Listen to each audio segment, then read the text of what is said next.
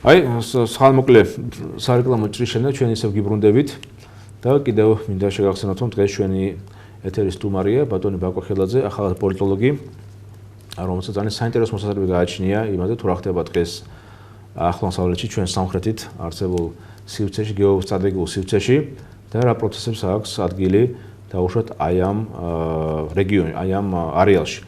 ჩვენ განვიხილეთ სწორედ გლობალურ დონეზე არსებული ვითარება, ანუ თუ რა პერსპექტივები გააჩნია ლოზანაში წარმოებულ მოლაპარაკებების მიერ შედეგად მიღწეულ, ანუ კონსენსუსს და შესაბამისად როგორ იქნება შემდგომი ირანის ბირთვული პროგრამის სამომავლო ბედი. და ბატონმა ბაკომ ძალიან საინტერესო, ასე ვთქვათ, სცენარის წარმოგვიდგინა, რომელსაც გარკვეულწილად მეც გარკვეულწილად ვეთანხმები ამასთან დაკავშირებით, ნახოთ ყოველ შემთხვევაში. იმედი მაინც დავიტოვოთ, რომ ლოზანის ხელშეკრულება წარმატებით მესამე და წარმატებით დასრულდება და შესაბამისად მიღწეული იქნება და კიდევ უფრო გამყარდება აღმოჩენილი კონსენსუსი და შესაბამისად კიდევ უფრო გაძლიერდება ირანის როლი როგორც საერთაშორისო პოლიტიკის აქტორის და შესაბამისად ირანი დაუბრუნდება საერთო საზოგადოებას იმ ხანგრძლივი სანქციებისა და იზოლაციის შემდეგ, რომელიც ქვეყანაზე დაწესებული იქნა ისლამური რევოლუციის ექსპორტის ასე ვთქვათ ცელობის გამო. ეხლა რაც შეეხება უშუალოდ დაუბრუნდეთ ასევე რეგიონალური პოლიტიკის ანალიზს და განვიხილოთ სიტუაცია ახლო-აღმოსავლეთში, ახლო ჰარტლენდში არსებული მდგომარეობისა. ჩვენ ყველამ ვიცით თუ რა სიტუაცია არსებობდა ისლამურ ხალიფატში. მე მინდა აღნიშნო, რომ სწორედ ირანთან მიმართებაში ნაკლებად ცნობილია ქართული საზოგადოებისათვის, რომ სწორედ ისლამურ ხალიფატმა გახსნა უკვე ფრონტი ეგრეთ წოდებული ხორასტანის პროვინციაში, ანუ ხორასტანის ტერიტორიად არსებულ ასე ვთქვათ სივრცეში, რომელიც არის ფაქტობრივად ირანის ცენტრალური ნაწილი. ხორასტანის ასე ვთქვათ ტერიტორიაზე მოქმედებს ისლამური ხალიფატის ხორასანის ჯიხადის არმია, რომლის ხელმძღვანელიც არის სხვა შორის დაღესტნიდან წარმოშობით ამირა ალ-სადრი, რომელიც საკმაოდ ბრძოლები, გააფთრებული ბრძოლები ირანის რეგულარული არმიისა და ისლამური რევოლუციის გვარდიის ნაწილებსა და იგივე აი ამ შენაერთებს შორის და საკმაოდ მევტყოდი მართალია ირანის მხარე ცდილობს ეს ბრძოლების მასშტაბები დამალოს და ნაკლებად წარმოაჩინა, მაგრამ საკმაოდ დიდ პრობლემები მართლა შეექმნათ ისლამური ხალიფატის ან წარმოსული საფრთხის კუთხით ირანელებს ამ პერიოდისათვის. ხარად შეეხება რა ხდება ალბათ საინტერესოა განვიხილოთ რა ხდება იემენში. ანუ რა პროცესების აქვს ადგილი და რამდენად ეს შეიძლება ამან მიიღოს ისეთი გლობალური ტიპის მასშტაბი, როგორც ეს ისლამური ხალიფატის მოქმედებებს ჰქონდა ირანში და სირიაში. შამისა და დავიწყოთ იქიდან რომ სივრცეში. ზოგადად ისლამი ჩვენ მგონია ძალიან ესეთი მკაცრი რელიგია, რომელიც არის ესეთი პირდაპირ სწორხაზოვანი, თუმცა თქვა ამ ისლამშიც არსებობს გარკვეული განშტოებები, რომლებიც ერთმანეთთან სისხლის მღრღელ დაპირისპირებაში არიან, ესეთები არიან იგივე სუნიტები, შიიტები, რომლებიც ორივე ცხოვრობს თქვა ამ იემენში და იემენი როგორც მოგეხსენებათ 91 წლამდე იყო გაყოფილი სამხრეთ და ჩრდილოეთ ნაწილებად, სამხრეთს აკონტროლებდა ეგრეთ წოდებული კომუნისტური რეჟიმი, მაგრამ რეალურად იქ იყო პრეზიდენტ სალეხის ხელმძღვანელობით. რეალურად იქ იყო შიიტები და ჩრდილოეთი ნაწილი ეს იყო სუნიტური ნაწილი. რომლებიც უფრო პროდასავლური იყო და თანამშრომლობდა საუდის არაბეთთან. იემენი არც გამორჩეულია თავისი ნავთობით, მაგრამ მას აქვს ძალიან მნიშვნელოვანი მდებარეობა. თქვა თუ ვინც აკონტროლებს იემენს, ის ფაქტიურად ფლობს ბაბელანდების სრუტეს და მთლიანად წითელი ზღვიდან სპარსეთის ყურეში შესასვლელს.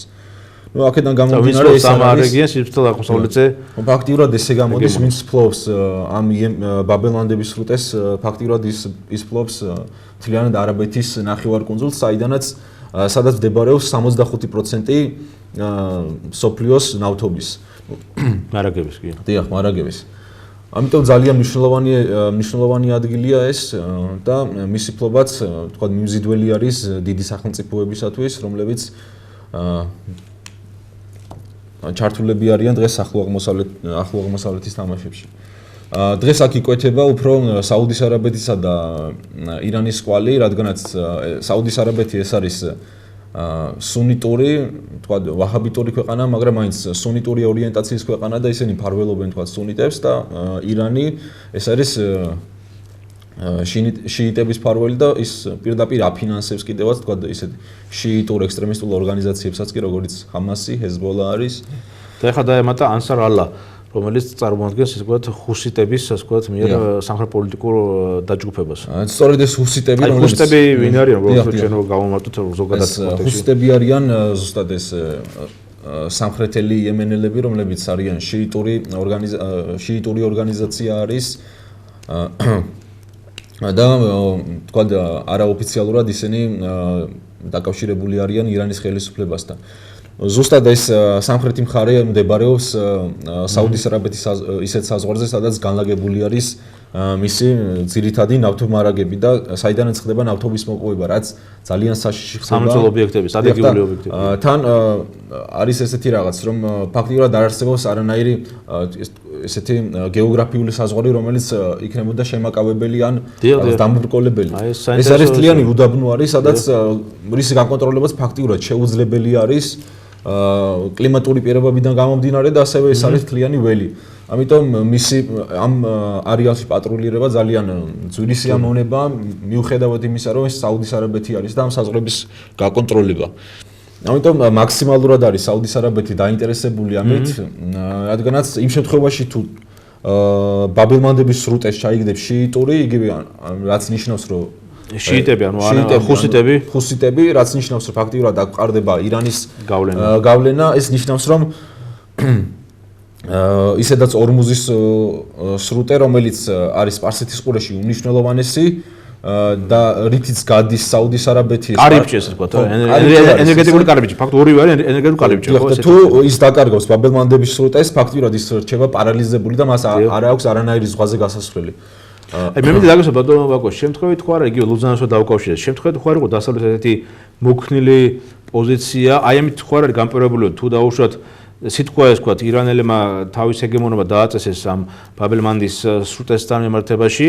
ისეთი პარადოქსი ხდება, რომ შეიძლება ირანმა იქით თავს მოახიოს საკუთარ ეკონომიკურ სანქციებს და გამოუცხადოს ბლოკადა დასავლეთს, ხო? აი ნამდვილად ესე არის. 63 წლის არაბული შოკი შეიძლება ახალი ნავთობის შოკი მიიღოს, თქვა გასაოცარი იყო, როდესაც დაახლოებით $130 იყო ჯერ ავარდნილი ნავთობის ფასი და დღეს უკვე $60 არის. არა, უფრო $218-ზეც არის. და უფრო დაბალზე არის ბარელი ნავთობის ფასი სოფლიო ბაზარზე.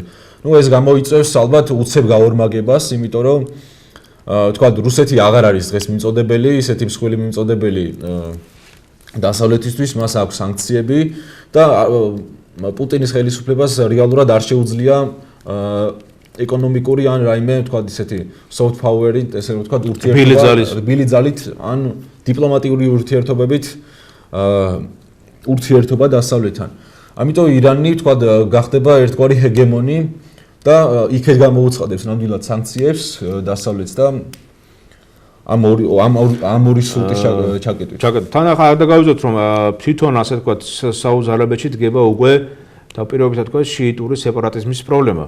იმიტომ რომ სწორედ აი ამ უშუალოდ იემენის ჩრდილოეთით მდებარე ტერიტორია, სადაც რა თქმა უნდა თქვენ სწორად ბრძანეთ რომ ფაქტობრივად განლაგებულია და 30-40% მთელი საუდის არაბეთის სამრეწველო მომპოვებითი ასე ვთქვათ ობიექტებისა, ასე ვთქვათ თვითონ საუდის არაბეთის ტერიტორიაზე და ეს არის შიიტური მოსახლეობის, რომლებიც შეადგენენ 20%-ს მთელი საუდის არაბეთის მოსახლეობის ტერიტორიით განლაგებული და დაუშვათ ჰუსიტების გავლენა მათ უკვე ფაქტიურად სამხრეთი იემენი ფაქტობრივად ხელში ჩაიგდეს.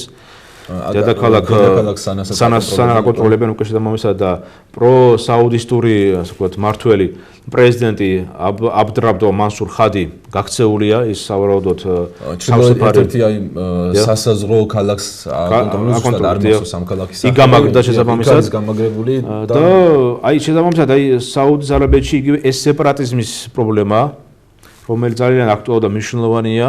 ამით ხო არის გამპირობებული საუდის არაბეთის აქტიური ნაბიჯების ამემართულებით. ალბათ რა აქტიური ნაბიჯები, ალბათ თქვენ ალბათ კი, რა თქმა უნდა, ამითაც არის გამპირობებული ზოგადად შეიძლება ითქვას, რომ ეს ისლამური სახელმწიფოები ძირითადად უფრო არიან ჩაკეტილი საზოგადოებები, სადაც არ აღიარებენ რაიმე უმცირესობების, ეს ეროვნული იქნება თუ ეთნიკური იქნება, ნუ არ აღიარებენ მათ არსებობას და ნუ უფლებები, ეს უკვე ცნობილი არის საერთაშორისო საზოგადოებისთვის, თუ როგორი ადამიანის უფლებები არსებობს და ნუ საერთოდ არ არსებობს ეს. რა თქმა უნდა და ხო აი რაც შეეხება ირანის ანუ ამ შემთხვევაში საუზარაბეთის პრობლემა რომელმაც ფაქტურად დაიწყო ღია სამხედრო ინტერვენცია იემენში ეს უფრო ჩემი აზრით ეს უფრო დაკავშირებული არის ეკონომიკურ ბაზისზე, რადგანაც მაინდა-მაინც ადამიანური რესურსები და ადამიანის უფლებები მაინდა-მაინც არ არის დაფასებული და არ აინტერესებთ ძირითადად ამ არაბულ სახელმწიფოებს. ალბათ ეს უფრო არის დაპირისპირება შიდა რელიგიური, რომელიც უკვე კონფესიური დაპირისპირება, რომელიც უკვე ცდება რაიმე პატარა კონფესიური და გადადის ლოკალური მასშტაბიდან უკვე გლობალურში გადადის და ორი გიგანტი სახელმწიფო არის ჩართული ამ დაპირისპირებაში. ირანი და საუზარაბეთი. და რა თქმა უნდა ეს არის პირდაპირ შეგვიძლია ვთქვათ ეს არის ენერგეტიკულ რესურსებზე გავლენის მოპოვებისათვის. და ალბათ ამ კონტექსტში იზრდება საინტერესოდ კუთხით ის მომენტი რომ ჯესეთ საუზარაბეთის ინიციატივით არაბთა ლიგა, არაბ სახელმწიფოთა ლიგამ შეიმუშავა ახალი მოდელი, რომელსაც მიხედავთ, უნდა შეიქმნას ახალი აღმოსავლეთის ნატო, არაბული სახელმწიფოების შემდგარი, ხო, ეს ეს იყო შარმ-ელ-შეიხში იყო 26 არაბული ქვეყნის ლიდერი და საგარეო საქმეთა მინისტრები შეხვდნენ ერთმანეთს, ზუსტად მაგაზე იყო საუბარი, თქვა ნატო და აშშ ვეღარ წდება მთელ სოფლიოს და უზრუნველყოფენ. დიახ, უკვე ჰეგემონობა, ამერიკის ჰეგემონობა რეალურად უკვე შეიძლება დღეს არც რეალური იყოს ეს განცხადება, მაგრამ ნელ-ნელა უკვე წარსულს გარდება. ამერიკას არ გააჩნია რეალურად ეს არის სუპერ სახელმწიფო, მაგრამ მას არ გააჩნია იმის საშუალება, რომ თქვა თავისი კონტინენტიდან მიწვდეს აზიას და თქვა ევროპას და იქ აკონტროლოს. თუმცა ეს კონტინენტი საკმაოდ კარგად არის წარმოდგენილი, საკმაოდ იგივე კატარში არის მე-5 ასე ვთქვათ სამხედრო ბაზა, ასევე შესაბამისად იგივე თუნდაც საუზარაბეთშიც ყოფილი არის. აი ზუსტად მაგ ბაზებიდან გამოსული გემებით გუშინ წინ ბომბავდნენ ზუსტად დედაქალაქს და რამდენიმე ქალაქებს, სადაც გამაგრებული იყვნენ ჰუსიტები. ანუ ფაქტობრივად ამერიკელები ხარს უჭერენ საუზარაბეთის და საინტერესო იყო შარმ-ელ-შეიხში იყო ესეთი განცხადება, თქვა არაოფიციალურად იქ ვლადიმერ პუტინის წერილი მივიდათ არაბ ლიდერებს, სადაც საუბარი იყო რომ თქვა თხოვნა დავარქვათ ამას თუნდაც ბრძანება არ ვიცი, მაგრამ ნუ პუტინი მოითხოვს რომ მაქსიმალურად შეეცადონ არაბული ქვეყნის ლიდერები რომ უცხო ძალა ამ შემთხვევაში ეს არის ამერიკა არ იქნას ჩართული. ეს არ იქნას ჩართული ამ კომისიის მოგვარებაში. ეს ფაქტი მეც არ ვიცოდი ეს ამბავი და დიახ, არ იქნას ამაში ჩართული. ანუ როგორც ჩანს აქ გეოპოლიტიკური კუთხე გამოიკვეთება ორი ძირითადი გეოსტრატეგიული მეთოდი ხაზი, ანუ ასე ვთქვათ, ერთგვარი მეთოდი გეოპოლიტიკური კვანძი. ანუ ასე ვთქვათ, ეს არის პირველი ესე იგი ერიადი ვაშინგტონი და მოსკოვი თეირანი. შემთხვევით არ იყო რომ ამ რამდენიმე ხნის უკან სწორედ ოფიციალურ ვიზიტით თეირანს ეწვია რუსეთის თავდაცვის მინისტრი შოიგუ და მათ თავის კოლეგასთან ირანელ კოლეგასთან მათ გააფორმეს სტრატეგიულ ხელშეკრულებას. ახალი ხელშეკრულება გააფორმდა, რომელიც ფაქტობრივად ითვალისწინებს ახალი ტიპის სამხედრო ალიანსის შექმნას. უკვე ამ შემთხვევაში უკვე ირანისა და რუსეთის მონაწილეობით და სავარაუდოდ აი ამ ალიანსს უკვე მიუერთდება სირია. და ფაქტიურად იგივე ალიანსი ვაშინგტონი ერიადი და პლუს კიდე სავარაუდოდ კიდე რამოდენიმე არაბული სახელმწიფო შეიძლება შეუერთდეს აი ამ ალიანსს და უკვე საბრძოლო ოპერაციები უკვე იძლევა იმის საფუძველს რომ ფაქტობრივად ეს ალიანსი უკვე მოყვანილია ერთგვარ უკვე იმაში აქვია. გამოდის რომ ფაქტიურად თეირანი ორმაგ თამაშს თამაშობს, ერთი მხრივ ისალაგებს ურთიერთობებს დასავლეთთან და მასთან სურს მჭიდრო ეკონომიკური კავშირი და მეორე მხრივ ცდილობს დაუახლოვდეს ის რუსეთს, რომელიც არც ისე მისაღები პარტნიორი არის დასავლეთისათვის და სირია ხო საერთოდ ეს ეს მაშინ იყო შეთავაზებული განყენებული ფიგურაა საერთოდ ეს ბაშარ ალ-ასადი და სკეპტიკურ მე ვიტყოდი პროგნოზს კიდევ უფრო ამყარებს, რაც თქვენ წარმოთქვით ლოზანსთან სამ დაკავშირებით, აი ეს კონფიგურაცია ხო?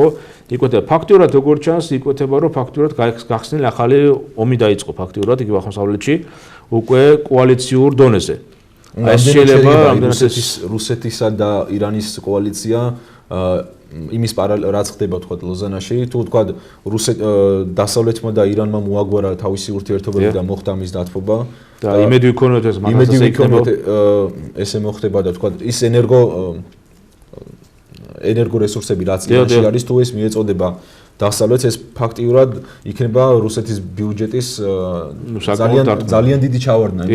ისედაც დიდი ჩავარდნა ჰქონდა რუსეთის ბიუჯეტის წინა წელს $105 იყო გათვლილი მაშინ, $1000 იფსება ვიცი ჩვენ რუსეთის ბიუჯეტი და ეს იყო გათვლილი $105 და სინამდვილეში ეს ეს ნახევარზე ჩამოსული. ნახევარზე არის უკვე ჩამოსული და ბატონო მოგო მე კიდე ერთამაც შეგახსენებთ.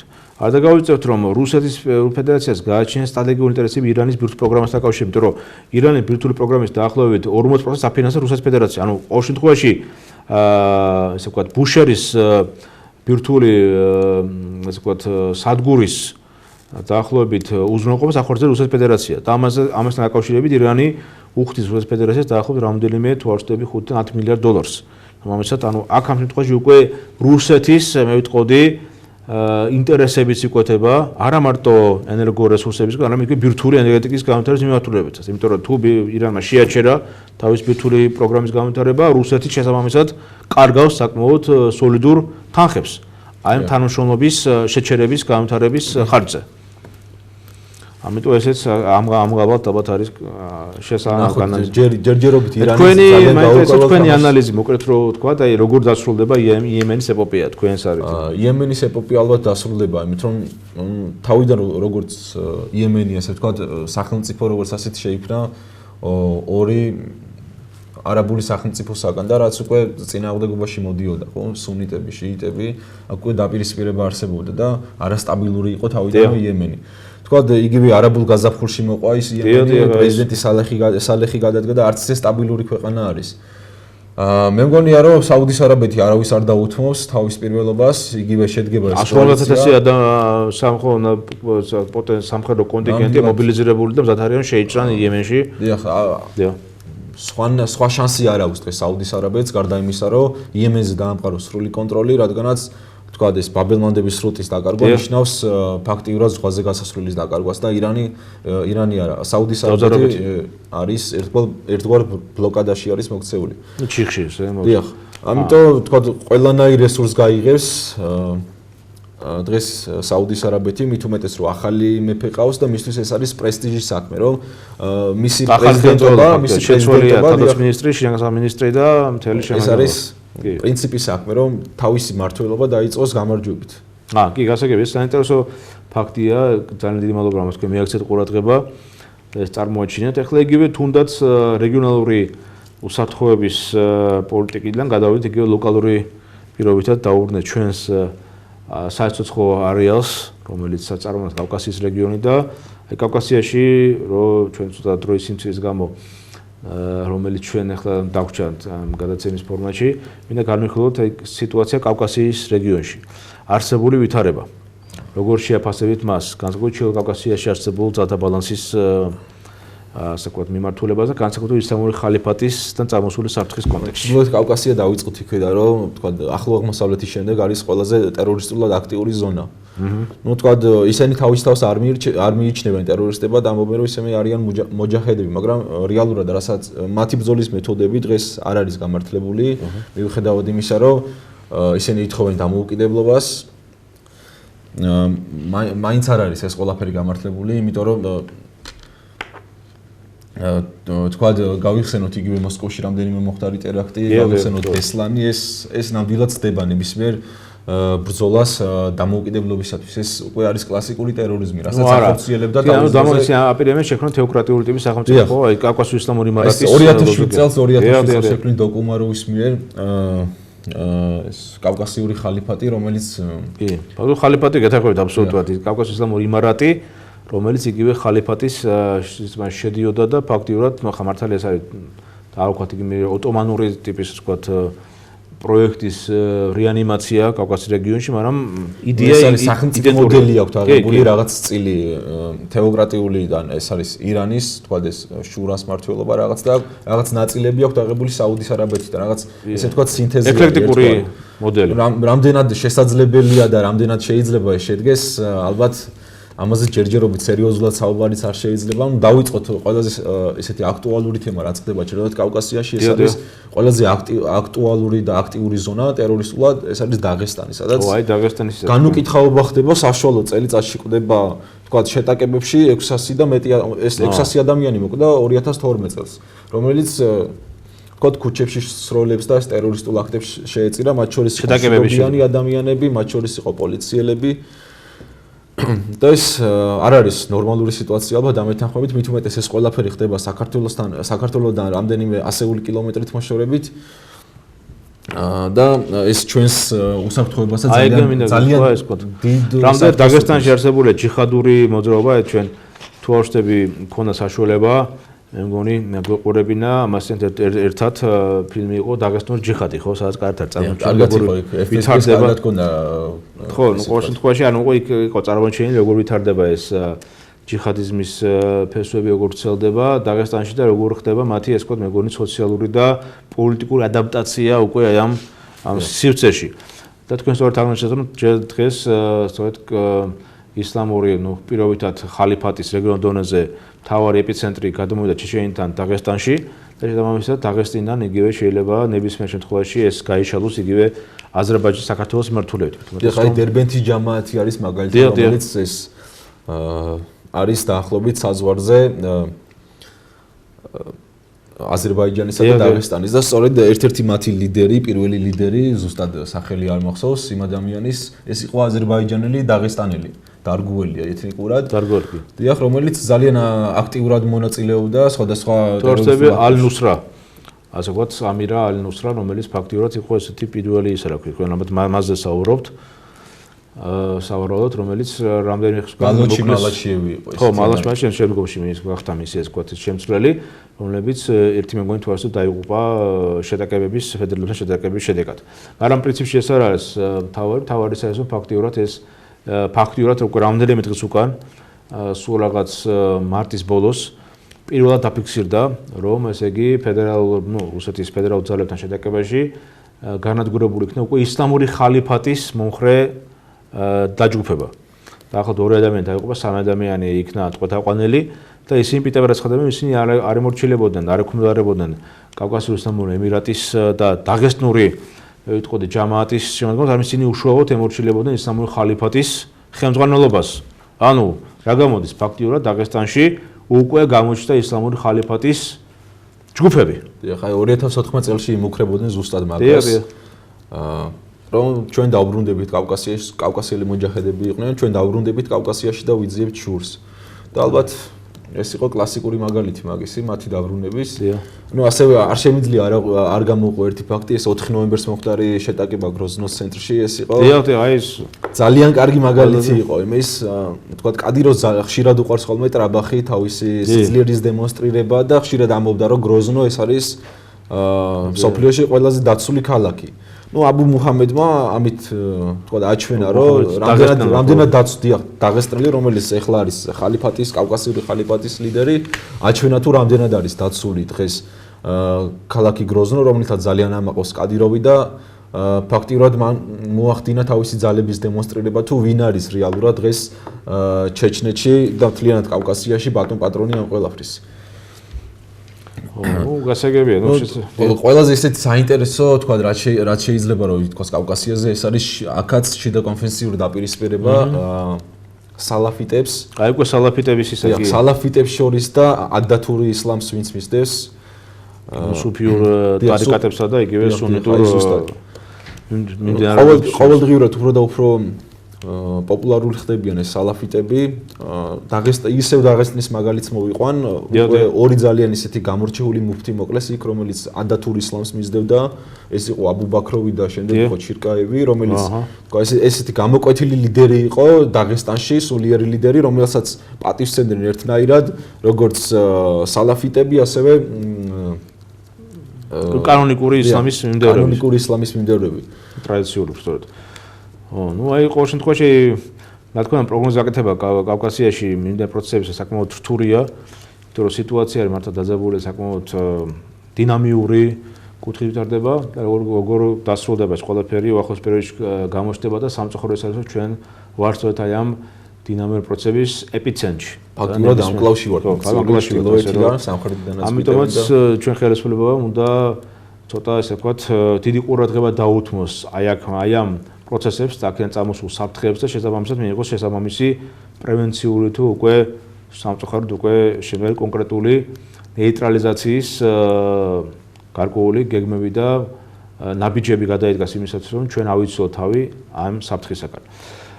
აი ესეთი საინტერესო ფორმატით დღეს ჩვენ დაგემშვიდობებით სოფელთელმოყოლელებო, დღეს ვყავდა კიდევ ერთხელ ახალი პოლიტოლოგი. საკმაოდ საინტერესო კუთხით წარმოაჩინა მან აღმოსავლეთში არსებული პრობლემები, მისი გლობალური, რეგიონალური და ლოკალური ასპექტები. ბაკო ხელაძე, დიდი მადლობა და მე მინდა რა ვიცი პირადად გადავუხადო შავ საერთაშორისო უნივერსიტეტს, რომელიც ასეთი მშვენიერი კადრებით ასაზრდოებს და ასე ვთქვათ ჩვენ საზოგადოებას და მისი ასე ვთქვათ პირველი ბაკოს სახით იყო პირველი მე ვიტყოდი მერცხალი ამ მიმართულებით. და დიდი მადლობა ბატონ ბაკო, მოგზაურობ საინტერესო საუბრისათვის და რა ვიცი თქვენ ჩვენ გემშვიდობის შემდგომ გადაცემამდე. ნახვამდის.